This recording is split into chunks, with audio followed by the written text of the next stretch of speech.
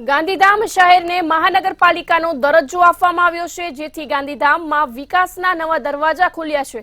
જ્યારે આ નિર્ણય સાથે કીડાણા, ગળપાદર, અંતરજાળ, શિયાળ, મેઘપુર, બોરીચી અને મેઘપર, કુંભરડી જેવી ગ્રામ પંચાયતોનો ગાંધીધામ મહાનગરપાલિકામાં હવે સમાવેશ કરવામાં આવશે। તદુપરાંત નાગરિકોને હવે શહેરી સ્તરની આરોગ્ય, શિક્ષણ અને પરિવહન જેવી સુવિધાઓ પ્રાપ્ત થઈ શકશે તથા ગ્રામીણ વિસ્તારનું શહેરીકરણ થશે।